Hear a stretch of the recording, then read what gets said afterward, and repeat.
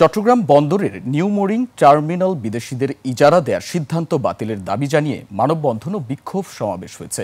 সকালে বন্দর রক্ষায় শ্রমিক, ছাত্র, পেশাজীবী নাগরিক সমাজ আয়োজিত সমাবেশে ইজারার সিদ্ধান্ত বাতিল না হলে বন্দর অচল সহ কঠোর কর্মসূচি দেওয়া হবে বলে জানান বক্তারা। চট্টগ্রাম থেকে হাসান ফেরদৌসের রিপোর্ট।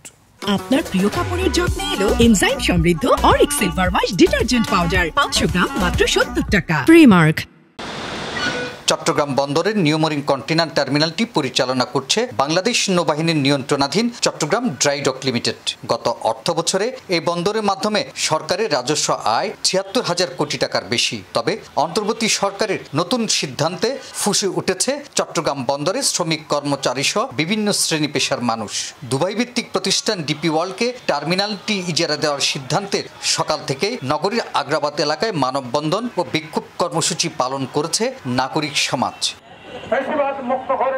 কর্মসূচিতে অংশ নিয়ে বিভিন্ন শ্রেণী পেশার মানুষ অভিযোগ করেন, এনসিটি অত্যন্ত লাভজনক হওয়া সত্ত্বেও টার্মিনালটিকে বিদেশিদের হাতে তুলে দেওয়া হচ্ছে, যা দুর্বিসন্ধিমূলক। এইরকম একটি সক্ষম বন্দর আজকে বিদেশিদের হাতে তুলে দেওয়ার মধ্য দিয়ে আমরা দেখছি একটি জাতীয় সম্পদ বিরোধী ষড়যন্ত্র চলছে। কেন, কি কারণে এই চুক্তিগুলো বিদেশিদের করা হচ্ছে, এটা আমাদের সামনে হাজির করতে হবে। চট্টগ্রামের মানুষ তাদের জীবন দিয়ে চট্টগ্রামের এই সম্পদ রক্ষা করবে। নির্বাচিত সরকার ছাড়া অন্তর্বর্তী সরকারের বন্দর ইজারা দেওয়ার সিদ্ধান্ত অবৈধ বলেও দাবি করা হয় সমাবেশে। অধিকার নেই এই ধরনের সিদ্ধান্ত নেওয়ার, তাদের কাজ হচ্ছে রুটিন ওয়ার্ক করার, একটি নির্বাচন দিয়ে নির্বাচিত সরকারকে ক্ষমতা দিয়ে চলে যাওয়ার। গত বছরের চেয়ে ১৭৫২ কোটি টাকা অতিরিক্ত লাভ করেছি। নিউ মোরিং কন্টেইনার টার্মিনালকে সহ অন্যান্য স্থাপনা বিদেশিদের হাতে তুলে দেওয়ার যে ষড়যন্ত্র চক্রান্ত করছে, এই ষড়যন্ত্র চক্রান্তের বিরুদ্ধে চট্টগ্রামের জনগণ সহ সারা বাংলাদেশের জনগণ রুখে দাঁড়াবে।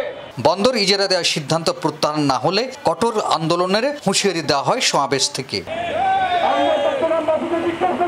একই দাবিতে এর আগে শ্রমিক, কর্মচারী ঐক্য পরিষদ সহ বিভিন্ন সংগঠন বিভিন্ন কর্মসূচি পালন করে। হাসান ফেরদৌস, ২১ টেলিভিশন, চট্টগ্রাম।